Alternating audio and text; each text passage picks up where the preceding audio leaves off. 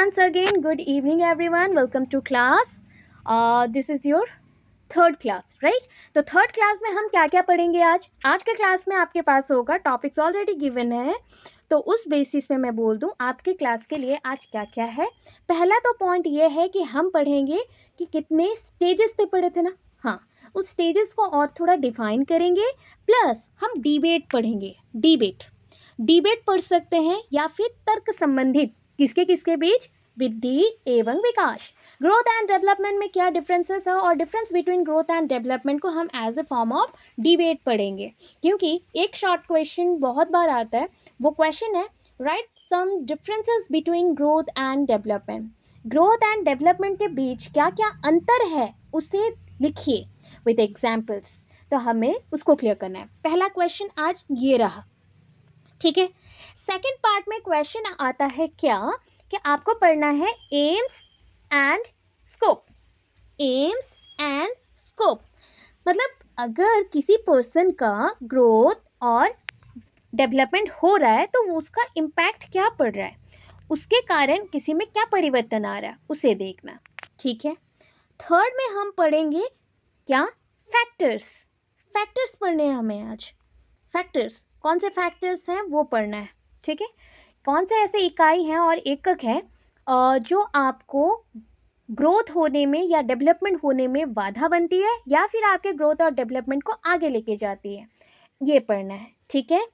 और उसके साथ और क्या है, लास्ट है आपका कंक्लूजन। कंक्लूजन आप अपना देंगे कि ग्रोथ अच्छा है या डेवलपमेंट अच्छा है। अगर डेवलपमेंट अच्छा है तो डेवलपमेंट का कौन सा पॉइंट आपको अच्छा लगा, ये आपको लिखना है। तब जाके आपके इस यूनिट में आधा पोर्शन कंप्लीट होगा, ठीक। चलते हैं स्टार्टिंग पॉइंट पे। अच्छा, स्क्रीन विजिबल है, इज इट ओके? बोल दो। Yes ma'am. Okay, thank you. आज नहीं पूछा, फटाफट स्टार्ट कर दिया ना, इसलिए बोल रही हूँ। ओके, देखो अब मैं आपको फाइन मोटर स्किल तक कल पढ़ा दी थी, ठीक है। आज पढ़ाना है मेजर स्टेजेस ऑफ डेवलपमेंट। मैंने पढ़ाया कल के क्लास में types of development, aspects of development, domains of development. Development के कौन से स्तर हैं हमने नहीं पढ़ा। स्टेजेस ऑफ डेवलपमेंट, स्तर नहीं पढ़ाया। स्तर मतलब क्या हम डायरेक्टली एक बड़े बच्चे में परिवर्तित हो जाते, क्या हम टोटली डेवलप हो जाते फुल्ली ग्रोन पर्सन में, नहीं। सो उसको जानने के लिए हमें यह कंसेप्ट जानना इंपॉर्टेंट है। पहले कैसे पढ़ाई होता था बताओ? ऐसा होता था, प्री नेटल लिखो, उसके नीचे 2 लाइन्स लिखो, इतना लिखो। फिर हम पढ़ते थे यहाँ पे इन्फेंसी लिखो, इन्फेंसी का 2 लाइन लिखो। तो उससे बेटर है आप टेबल बना के लिखना, इंटरेस्टिंग लगेगा, ठीक है। और टेबल में कंटेंट भी थोड़ा एक एक लाइन भी लिखोगे तो हो जाएगा, ठीक है। सो पहला स्टेज आता है, सुनो वर्ड सुनो।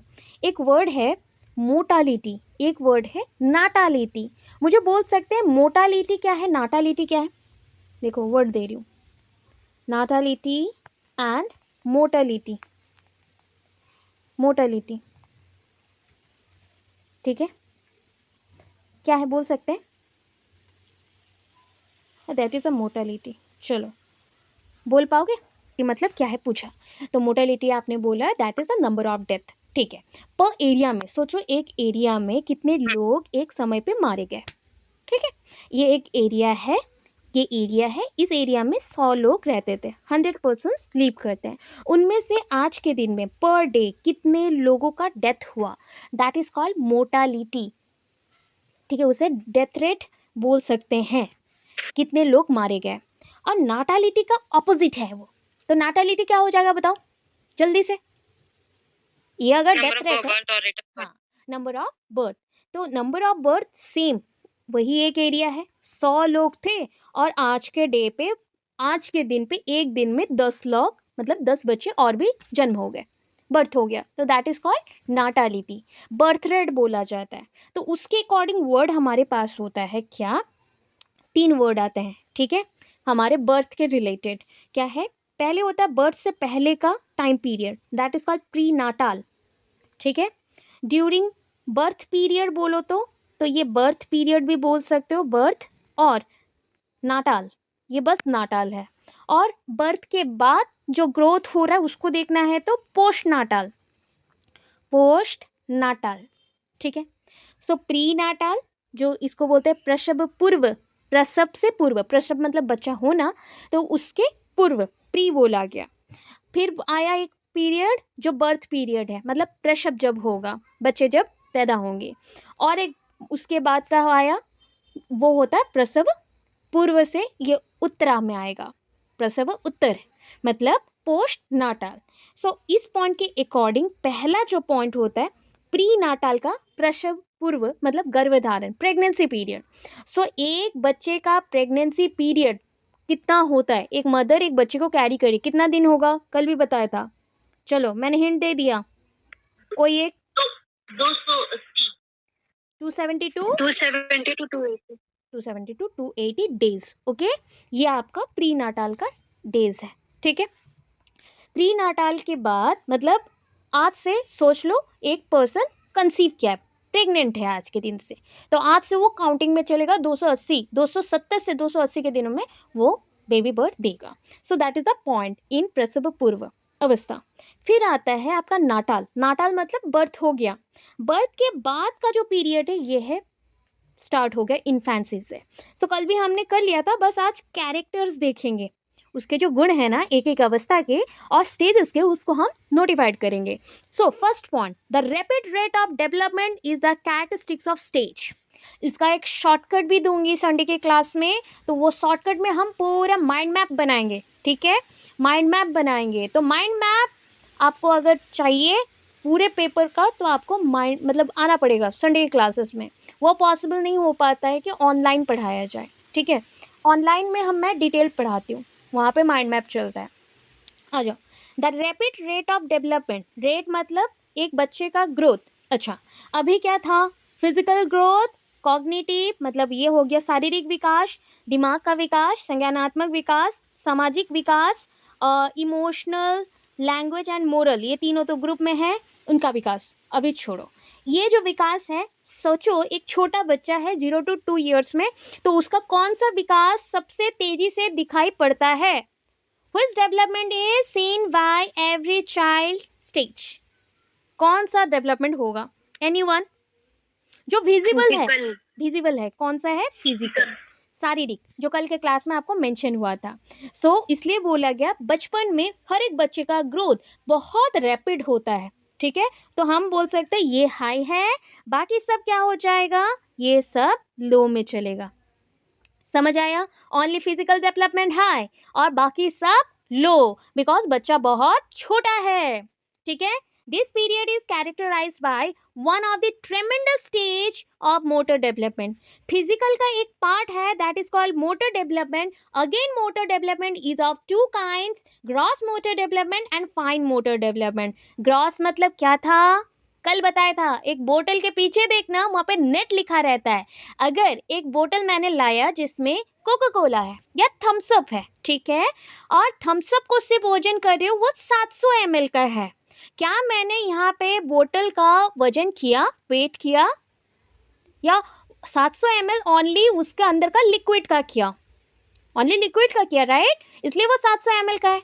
अगर मैं बोतल प्लस 700 ml को एट ए टाइम ऐड कर लूँ तो वजन बढ़ेगा या कमेगा, बताओ जल्दी बोलो, वेट बढ़ेगा या कमेगा, इंक्रीज होगा। सो दैट ये जो इंक्रीज मोमेंट को आप बोलते हो ये है ग्रॉस, ये नेट नहीं है, ग्रॉस है, ठीक है, ग्रॉस वेट बोला जाता है। और किसी का अगर बड़े बड़े जो बॉडी का पार्ट्स है वो वर्क बहुत फास्ट करते हैं तो उसको बोलते हैं मोटर डेवलपमेंट, वो भी ग्रॉस मोटर डेवलपमेंट। जैसे एक बच्चा खड़ा होना सीख गया, एक बच्चा दौड़ना सीख गया, क्रॉलिंग कर रहा है, वो जंप करना सीख रहा है, तो ये कौन सा मोटर डेवलपमेंट है, ग्रॉस मोटर डेवलपमेंट है, ठीक है। अभी जहाँ पे आपके छोटे छोटे फिंगर्स यूज होते हैं, just like I want to hold a glass, I want to pick a something, pick a flower, और कुछ भी जहाँ पे आपके उंगलियां यूज होंगे, उंगलियां यूज होंगी, फिंगर्स यूज होंगे, फिंगर टिप्स यूज होंगे, वो फ्लेक्सिबल होता है, सो दैट वो है fine motor skill, fine motor skill, ठीक है। ऐसे क्वेश्चंस आपको मिलते हैं। तो बचपन में कौन सा चीज पहले होता है मुझे बताना, मैं ऑप्शंस दे रही हूँ कुछ, ठीक है। पहले एक बच्चा क्या कर रहा था, वो सोया हुआ था, बिकॉज वो छोटा है बहुत, 2 महीने का है, 3 महीने का है, वो लेटे रहेगा, ओके, बेड में रहेगा।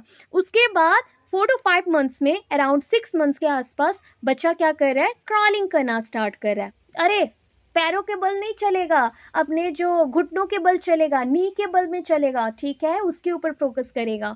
देन उसके बाद बच्चा खड़ा होगा, देन बच्चा दौड़ना स्टार्ट करेगा, देन बच्चा जंप करेगा। अब बताओ कि ये स्टेजेस में कोई भी एक सीक्वेंस आगे पीछे हो सकता है?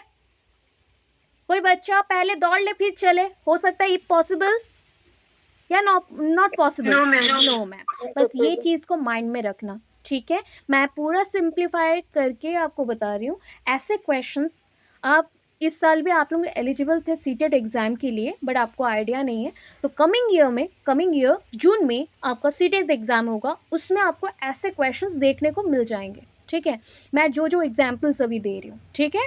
अब एक क्वेश्चन ये आता है, अच्छा, एक 6 महीना का बच्चा क्रॉलिंग करेगा या दौड़ना शुरू करेगा? Which one is correct, first one और सेकंड वन? फर्स्ट वन, ठीक है।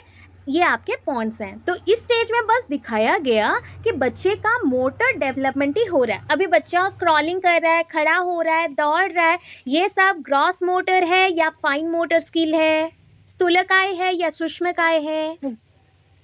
Fine motor, gross motor. कौन बोला रे फाइन मोटर? डंडा चाहिए आपको। ये कहाँ से फाइन मोटर? क्या छोटे छोटे उंगलियां काम कर रही हैं क्या दौड़ने के लिए? हाँ, इतना समझाया, क्या बोलते हो रे? सुनो आराम से।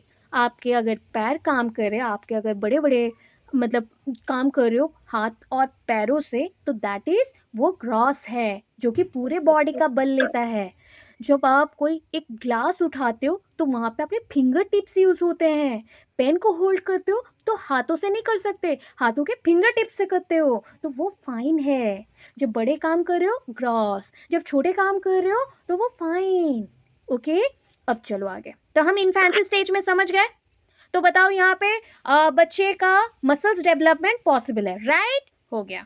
तो word motor refers to word, जो भी हमने ये शब्द यूज किया मोटर शब्द, उसका मतलब होता है मॉस्कुलर, मांसपेशियां जहां पे यूज होते हैं, मांसपेशियां, मसल्स। ओके, नेक्स्ट स्टेज में आ जाओ। एक एक कैरेक्टर बहुत इंपॉर्टेंट है, ये second unit, third unit, fourth unit सब में यूज होगा, सो अभी से याद रखो, ठीक है। चाइल्डहुड एक लॉन्ग क्वेश्चन है, सो रिमेंबर रखना, बहुत इंपॉर्टेंट है ना। ओके, पता है हमने चाइल्डहुड को 2 पार्ट में डिवाइड किया, स्टोरीज ऐसा सुनो, ठीक है। पढ़ाई को ना, जब मैथड्स हम लोग पढ़ते हैं, पेडागोजी एक्चुअल पढ़ोगे, वहाँ पे बताया होगा कि पढ़ाई को कभी ना रीडिंग मानना नहीं चाहिए, कभी भी ओनली रीडिंग नहीं मानना चाहिए। अगर रीडिंग मार रहे हो उसको इंटेंसिव रीडिंग मारो। इंटेंसिव रीडिंग मतलब, पता है इंटेंसिव रीडिंग अगर कोई एक पेज का भी करता है ना, उसको 4-5 घंटे लग जाएंगे हर एक वर्ड का मतलब जानना, ठीक है। सो अगर वन टाइम इन्वेस्टमेंट है टाइम का, कर दोगे तो नेक्स्ट 7-8 मंथ्स, 1 ईयर, 2 ईयर कभी नहीं भूलोगे वो पढ़ाई, ठीक है। सो हम रीडिंग प्रॉपर कर रहे with story telling process. Story telling method एक होता है, जब बच्चों को बोरिंग लगता है, बहुत लेंथी पीरियड है, तो तब हम लोग स्टोरी टेलिंग का यूज़ करते हैं, ताकि बच्चों को लगे मैडम तो स्टोरी बोल रहे हैं, हम लोग सुन लेंगे। ओके, अच्छा आ जाओ। तो चाइल्डहुड जो आपका है बाल्यावस्था, बाल्यावस्था को 2 भाग में विभक्त कर दिया गया, that is divided into 2 parts. Okay, the first part is known as early childhood. तो पहले पार्ट को हम क्या बोलते हैं? अर्ली चाइल्डहुड, और इसको पूर्व बाल्यावस्था बोला जाता है। ओके, भूल नहीं चाहिए, ठीक है। तो अर्ली चाइल्डहुड पूर्व बाल्यावस्था, लेटर चाइल्डहुड उत्तर बाल्यावस्था, एक साथ अगर मिला लो तो ऐसा बनेगा उत्तरा बाल्यावस्था।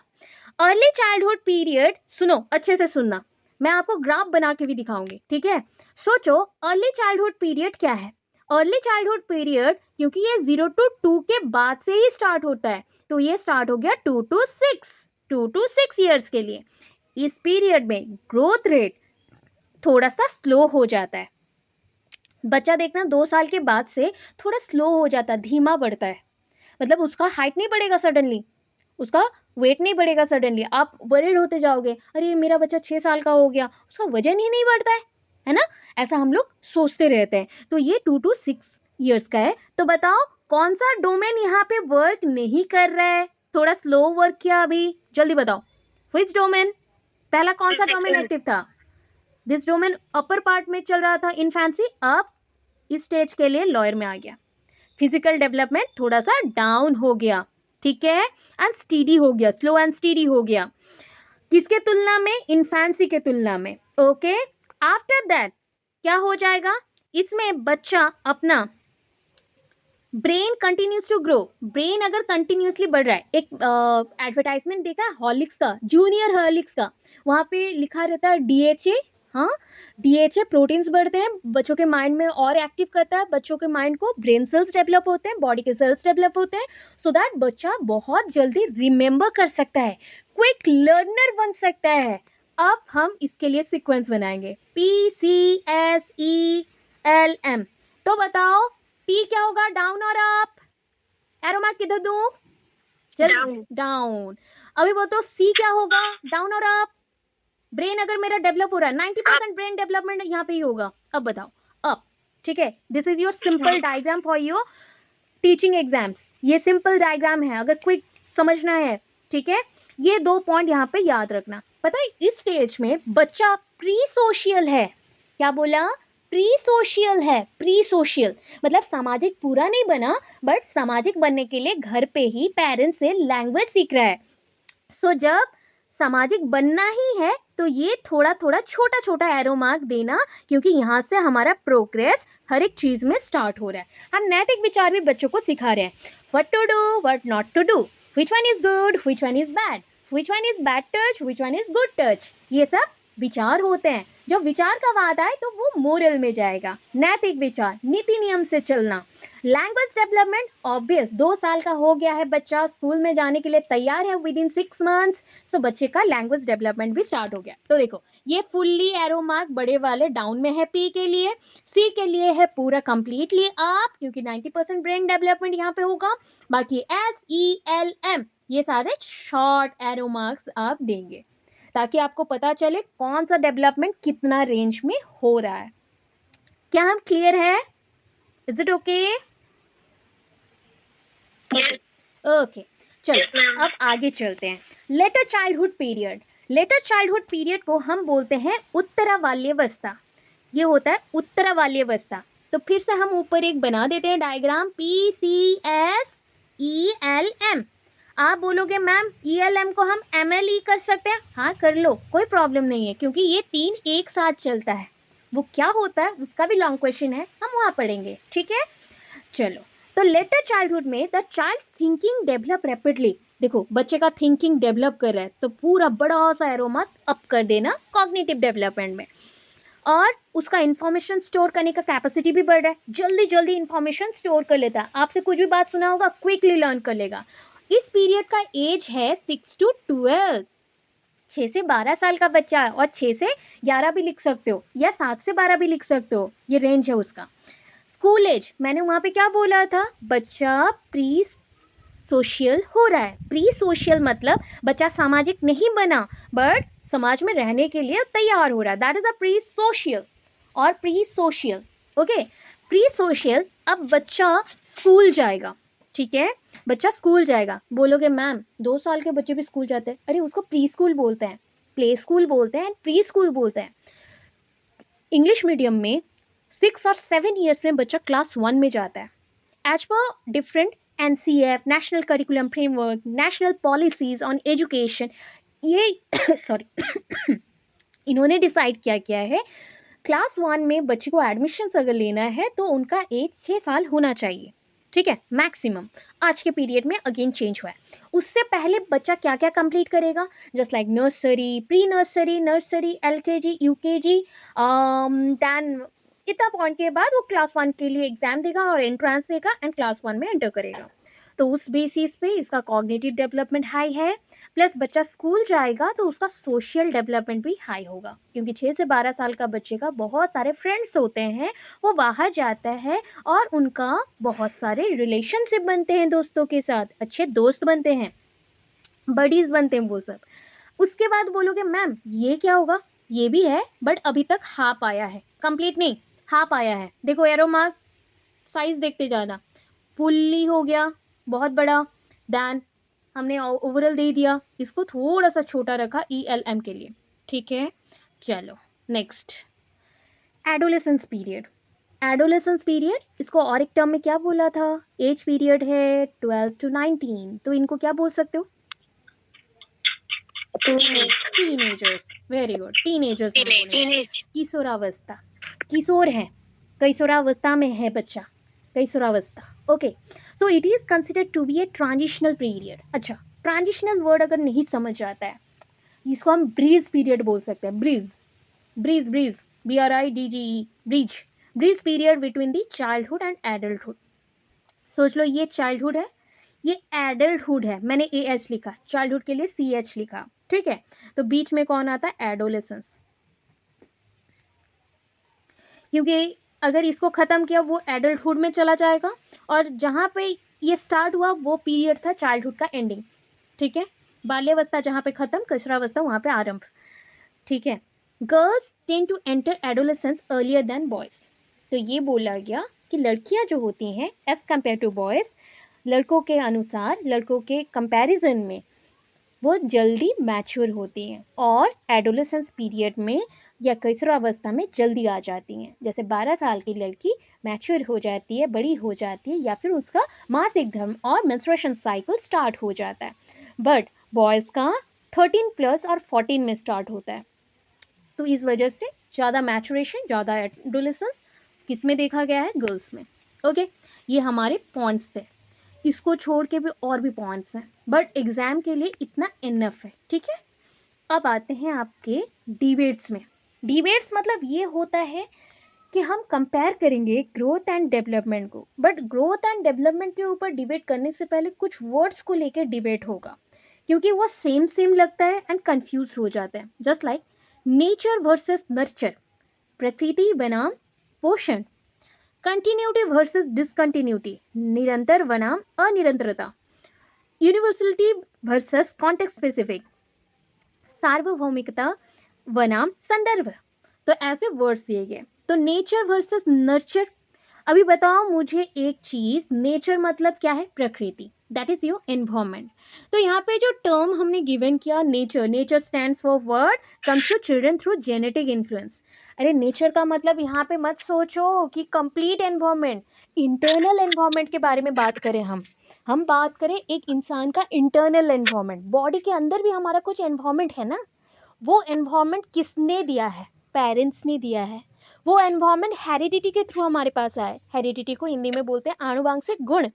तो ये आनुवांशिक गुण एक जेनरेशन से दूसरे जेनरेशन में आता है, सो दैट ये पेरेंट्स ने दिया है। मतलब ये नेचर का मतलब है हेरिडिटी, ये नेचर का मतलब है हेरिडिटी। एक इंसान का प्रकृति किस पे डिपेंड करता है? हमारे हमारे इंटरनल एनवायरमेंट किस पे डिपेंड करता है? हमारे पेरेंट्स के ऊपर, पेरेंट्स के हेरिडिटी के ऊपर, ठीक है। वहां पे देखो ऑन द अदर हैंड, और एक जो टर्म था नर्चर, मतलब नर्चर का मतलब होता है आउटर एनवायरमेंट, सराउंडिंग, ठीक है। Please mute up your microphone. क्यों? प्रॉपर नेटवर्क जिनका नहीं है, तो आपको इशू अगर होगा तो please leave the class again join, okay. मेरा नेटवर्क स्पीड बहुत हाईएस्ट चल रहा है अभी, मैं पूरा बाहर खड़ी हूँ, मतलब इवन मैं घर के अंदर भी नहीं गई, मेरे घर के बाहर खड़ी हूँ, जैसे डायरेक्ट मुझे नेटवर्क मिले। तो इस अकॉर्डिंग नेटवर्क इशू अगर आपको है तो आप भी चेक करो, ठीक है। थोड़ा सा नेटवर्क एरिया में जाओ जहाँ पर अच्छा नेटवर्क मिलता है, क्योंकि ये ऐप में थोड़ा सा ट्रबल रहता है, उनके साइड से ही रहता है, हमारे नेटवर्क इशू नहीं, उनके साइड से भी रहता है, वेबसाइट जो भी उनका है, ऐप है, उसमें भी इशूज़ है। चलो, नेचर वर्सेस नर्चर हुआ, तो यहाँ पे नर्चर का मतलब होता है एनवायरमेंट। एनवायरमेंट कौन सा एनवायरमेंट? ये वाला एनवायरमेंट है एक्सटर्नल, बाहर, मतलब हमारे शरीर के बाहर, ठीक है, अंदर नहीं, बाहर है। तो ये हमें कैसे अफेक्ट करेगा वो फैक्टर्स में पड़ेंगे। जैसे कि हम लोग खाना नहीं खाएंगे प्रॉपरली, सो मे बी दो ऑप्शंस आएगा, वेट इंक्रीज हो सकता है, वेट डिक्रीज हो सकता है। बोलो मैम खाना नहीं खाएंगे वेट डिक्रीज कैसा होगा? अरे फैट एक्युमुलेशन हो जाएगा, चर्बी हो जाएगा। बोलो मैम खाना नहीं खाएंगे तभी हो जाएगा? हाँ, कोलेस्ट्रॉल का लेवल भी हाई लो होता है, इसी के अकॉर्डिंग भी। अगर मैं एक दिन खाना नहीं खाई, नेक्स्ट डे मैंने बहुत भर के खा लिया, ऑब्वियस होगा ना, तबीयत खराब होगा, वेट बढ़ जाएगा, स्लीपलेसनेस हो, इशू होगा। तो ये सब कहाँ पे होता है? किसके इफेक्ट से हो रहा है? सराउंडिंग, आपके बॉडी के बाहर हो रहा है। तो ये है आपका नर्चर, ठीक है, ये है आपका नर्चर। उसके बाद का नेक्स्ट पॉइंट में चले जाते हैं, कंटिन्यूटी वर्सेस डिसकंटिन्यूटी, निरंतरता बनाम अनिरंतरता। यहाँ पे निरंतर लिखा गया बट निरंतर होगा, वो टाइपिंग एरर हो जाता है हिंदी के अकॉर्डिंग। सो देखो, continuous discontinuous issue addresses how developmental events manifest a smooth progression across the life stage. अच्छा, लाइफ स्टेज मतलब जानते हो? लाइफ स्टेज अभी पढ़ा था, पहले क्या था? प्रीनाटल, उसके बाद क्या आया? इन्फेंसी, उसके बाद चाइल्डहुड, चाइल्डहुड के दो stage, early childhood, later childhood, फिर लास्ट क्या आएगा? Early, later, then adolescence, then आपका एडल्टहुड और ओल्ड एज का पीरियड जो भी है. तो ये स्टेजेस में क्या आप कोई भी एक स्टेज को स्किप कर सकते हैं? Is it possible to skip a stage for any child? No. No ma'am. So that No, means ये ma'am. continuous है. तो ये प्रोग्रेस कंटिन्यूस है. ठीक है. और पता है, मतलब हम चाहे तो किसी एक स्टेज का रेट आगे बढ़ सकता है, कम हो सकता है. बट ये जो दो तीन पर्सन है, तीन छोटे बच्चे हैं. ठीक है. ए का नाम है अनिल, बी का नाम है सोच लो जैसे बनश्री, एंड सी का नाम है कोई ले लो नाम छोटू. ठीक है. ये तीन बच्चे हैं. तो ये तीन बच्चों का डेवलपमेंट किसके ऊपर निर्भर करता है? ना उसके स्टेजेस के ऊपर.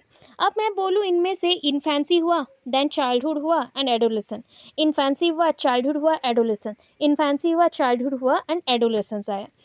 सो क्या सारे बच्चों में इक्वल ग्रोथ होगा? ये कंफर्म आप बता सकते हैं? इज इट पॉसिबल कि No, ma'am. जितने बच्चे हैं उनका इक्वल होगा? नो, हम नहीं बोल सकते. तो किसी का इन्फेंसी में फिजिकल ग्रोथ बहुत हाई था तो किसी का थोड़ा कम, किसी का मीडियम रहा, किसी का कॉग्निटिव डेवलपमेंट उसके बाद थोड़ा सा क्या हो गया इस स्टेज में, चाइल्डहुड स्टेज में किसी का इतना हुआ, किसी का फुल्ली हो गया, किसी का कुछ भी नहीं हुआ. मतलब वो क्या बोल सकते हैं, इडियट बच्चा है, इडियट बच्चा है. इस स्टेज में किसी का पूरा मेंटल डेवलपमेंट पूरा हो गया, लैंग्वेज कैपेसिटी पूरा हो गया, बट इसका कुछ भी नहीं हो रहा है. ये ऑटिज्म का शिकार है, मतलब जो छोटे बच्चे जैसा बिहेव कर रहा है बड़े होने के बाद भी. तो इस टाइप का अगर डेवलपमेंट हम देख सकते हैं सेम स्टेज में रह के, तो उसका मतलब है कि ये सारे बच्चेस that the development takes place in the specific context of the different aspect. Like अगर मैं देखना भी चाहती हूँ कि बच्चों में और भी विभिन्न चीज़ों में डेवलपमेंट कैसा हो रहा है, जैसे कि उसके सोसाइटी के साथ उसका कैसा कैरेक्टर है, कल्चर के साथ, इंडिविजुअल के साथ, तो इसमें भी लोग भिन्न भिन्न गुण दिखाते हैं. बच्चे भिन्न भिन्न गुण दिखाएंगे, अलग अलग रहेगा. Some students are usually meet me and tell me their situation, tell me their issues and try to solve these issues. But some students are behave like वो सब जानते हैं, सब कर लेंगे, कोई नीड नहीं है ऐसा. तो यहाँ पे आपको पता चल जाएगा इनके बिहेवियर से. जब आप सोसाइटी में रहते हो, आपको कुछ पता भी रहे, फिर भी आपको थोड़ा सा डाउन रहना चाहिए, ताकि सामने वाले लोगों को ना लगे कि आप उनसे बहुत ही अलग हो, या फिर सामने वालों को फील ना हो कि वो आपके साथ मैच नहीं कर पा रहा. ठीक है. तो ये सब भी देखा जाता है सोसाइटी में. कल्चर में जब रहते हैं तो कल्चर कितना सीख रहे हो, सिर्फ कपड़ों से मॉडर्नाइज हो या दिल से भी, माइंड से भी, या फिर नेशनल इंटीग्रेशन चाहते हो कि नहीं, राष्ट्रीयवाद चाहते हो कि नहीं. थर्ड पॉइंट पे ये बोला गया, आप जब दूसरों लोगों से बात कर रहे हो तो बात कैसे कर रहे हो? किसी से कुछ भी बोल लेते हो, या फिर ओनली काम का ही बात करते हो, पर्सनल कोई प्रॉब्लम्स को शेयर भी नहीं करते या उनका भी नहीं सुनते, तो ये गलत है. ऑलरेडी ये मेंशन है, जब भी लोगों से बात करो, पीयर से बात करो, पीयर्स मतलब होते सेम एज ग्रुप वाले और सेम क्लास वाले, दैट आर पीयर्स, PEERS. आप सब अभी पीयर्स हैं एक दूसरे के लिए. ठीक है. आप सब जब एग्ज़ाम देने जाएंगे, अगर एक पर्सन को कोई भी नीड होता है, हेल्प नीड होता है, तो दूसरा पर्सन उसको हेल्प करेगा. दैट इज़ द पॉइंट कि पीयर्स में ये होना चाहिए, हेल्पफुल नेचर होने चाहिए इंडिविजुअल्स के अंदर. चलो, नेक्स्ट पॉइंट है एक्टिविटी वर्सेस स्पेसिफिटी. पता है एक्टिविटी वर्सेस स्पेसिफिटी क्या होता है? The first issue of activity assumes that in the development process the individual is very active. Obvious है, पहला चीज़ ये होता है, इशू जो देखा गया, इंडिविजुअल जितने भी लोग होते हैं ना, उनका एक्टिव रहना बहुत ही इम्पोर्टेंट है. बहुत सारे बच्चे होते हैं बहुत एक्टिव है, बहुत सारे हैं थोड़ा सा डल रहते हैं, कुछ तो बहुत शांत होते हैं. On the other hand passivity क्या होता है? Individual accepts as it is whatever it is coming the pathway of development. देखो, अगर ABC दो बच्चे हैं या तीन बच्चे हैं, तो तीन बच्चों को ये एक्सेप्ट करना पड़ेगा कि अर्थ से और एनवायरनमेंट से जो भी हमें मिलेगा हमारे डेवलपमेंट के रास्ते में, हम उसको सीखेंगे और हम उसको कैरी करेंगे. ये होता है पैसिविटी. ठीक है. फिर एक पॉइंट आता है स्टेबिलिटी वर्सेस चेंज। अरे स्टेबिलिटी मतलब होता है स्थिरता, अपने अंदर स्थिरता लाना बहुत इंपॉर्टेंट है। कितने कोशिश के बाद पेशेंस के साथ आप स्थिर रहते हो। और कुछ जगह पे कुछ बच्चे होते हैं बहुत ही परिवर्तनशील होते हैं, मतलब एक एनवायरनमेंट से सडनली खुद को मॉडिफाई कर लेते हैं, फिर दूसरे एनवायरनमेंट में वैसे बन जाते हैं। तो ये भी कैरेक्टर्स हैं।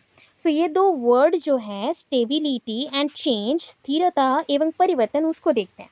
इसका मतलब क्या है? स्टेबिलिटी का मतलब होता है स्टेबिलिटी इज द क्वालिटी, एक पर्सन का क्वालिटी होना चाहिए स्टेबिलिटी, मतलब वो कितना स्थिर होना चाहता है और उसका दिमाग को कितने शांति से वो यूज़ कर रहा है, उसके व्यवहार कितने अच्छे हो रहे हैं, उसका डिफरेंट काम में आपको देखना चाहिए कि वो कितना स्थिरली काम कर रहा है, मतलब स्थिर होकर काम कर रहा है। That is the ability. ये आपको एक स्टेबल पर्सन में कन्वर्ट करता है कि you are very mature, you are very independent, you are very unique. तो आप में स्थिरता है, आप बहुत ही फुर्तीले हो सकते हो, बट जब काम करो स्टेबिलिटी के साथ काम करो ताकि ये काम में कोई गलतियाँ ना रहे। चेंज क्या है? चेंज मतलब अभी आप ए थे, सडनली कोई पॉइंट पे जाके आप ए प्लस हो गए, ठीक है, आपके अंदर चेंजेस आ गए। कोई भी मोमेंट पे इंसानों के अंदर चेंजेस आ जाता है। ये परिवर्तन मतलब सराउंडिंग से हो सकता है, या फिर आपके बिहेवियर से, आपके एटीट्यूड से, आपके वर्क से, या फिर आपके जो भी कोई सिचुएशन को हैंडल करते करते आप बहुत ही ज़्यादा प्रॉब्लम में फंस गए हो, तो उससे भी हो सकता है। ठीक है, इसका इफेक्ट क्या होगा? देखो प्रभाव लिख दिया है, प्रभाव की जगह पे प्रभाव लिख दिया, प्रभाव लिख दिया। चलो स्थिरता क्या होता है? More effective on personality development. स्थिरता एक पर्सन का पर्सनालिटी बनाता है। एक पर्सन कितना मैच्योर होगा, कितना काम करेगा, कितना पर्सनालिटी उसका अच्छा होगा, ये स्थिरता दिखाता है।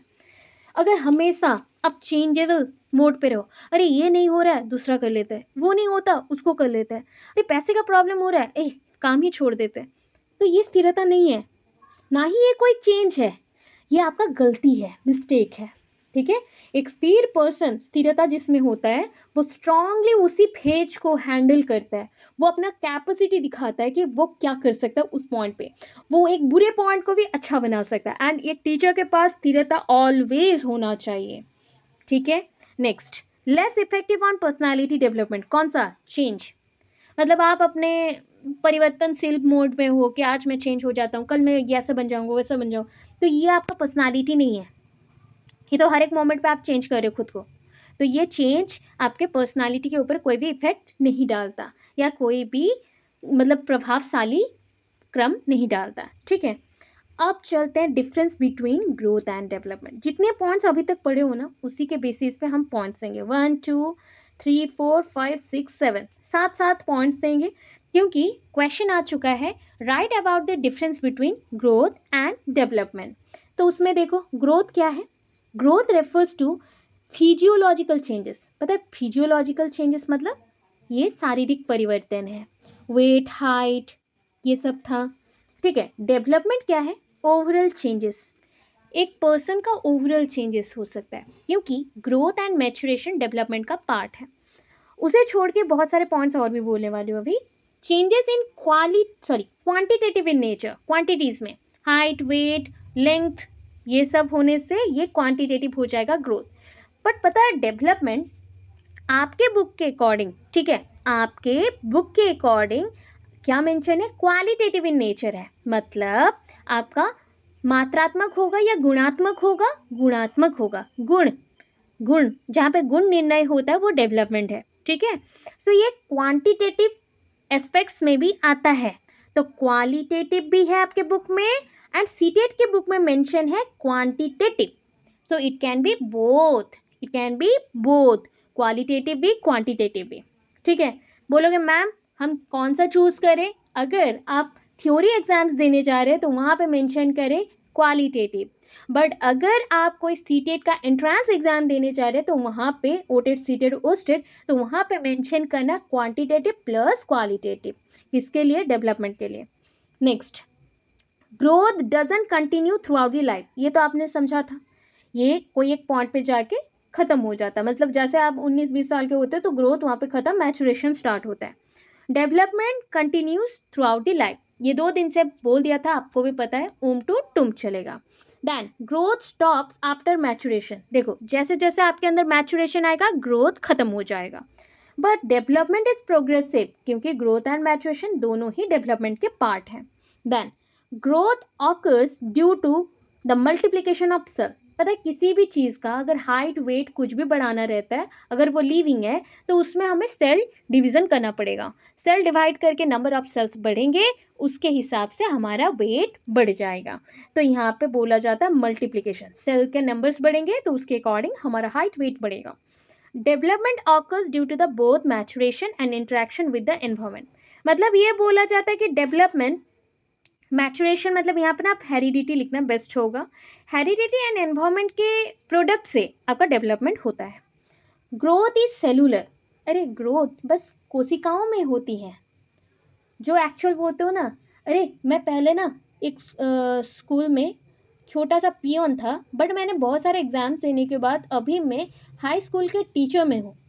तो इसको हम एक्चुअल में बोलना चाहिए डेवलपमेंट, बट इंग्लिश में हम बोल देते हैं ये मेरा ग्रोथ है, इतने सालों के अंदर मेरा ग्रोथ है। तो इसे एक्चुअल में बोलना चाहिए था डेवलपमेंट। अगर मैं बोलूँ अरे तुम तो पहले बहुत पतले थे, अब मोटे हो गए हो, तो ये हो गया है ग्रोथ नॉर्मल वाला, ये वृद्धि वाला ग्रोथ, क्योंकि मेरे कोशिकाएं बढ़ चुकी हैं, मेरा सेल नंबर डेवलप हो चुका है। तो ये सेलुलर है। ग्रोथ आपका सेलुलर है, सेलुलर है मतलब कोशिकाओं के द्वारा होती है। डेवलपमेंट आपका ऑर्गेनाइजेशनल है, संगठनात्मक।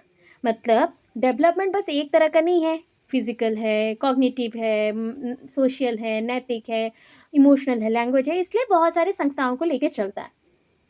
देखो growth is one of the parts of developmental process. ये डेवलपमेंटल प्रोसेस का ग्रोथ एक पार्ट है, but development is a wider portion. मतलब डेवलपमेंट बहुत बड़ा होता है, ये अगर डेवलपमेंट है उसके अंदर छोटा सा पार्ट है ग्रोथ एंड मैचुरेशन।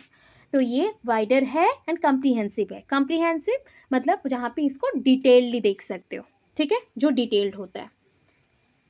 अब देखते हैं नेक्स्ट पीडीएफ हमारा स्टार्ट है।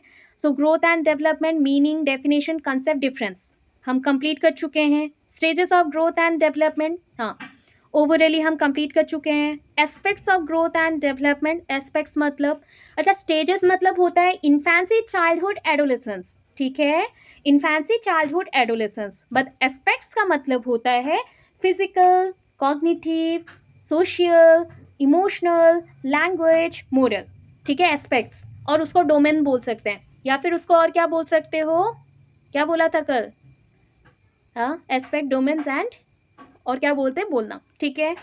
अच्छा टाइप्स बोला था, टाइप्स बोला था, ठीक है। चलो फैक्टर्स अफेक्टिंग डिफरेंट स्टेजेस, अब आया इसको पढ़ने का बारी। Factors affecting stages of development, हाँ अब देखो ये डायग्राम देख रहे हो, और भी प्रॉपर डायग्राम दिखाया जा रहा है आपको। फिजिकल डेवलपमेंट जितना भी आपके एस्पेक्ट्स हैं, this are the aspects, okay, स्तर हैं आपके।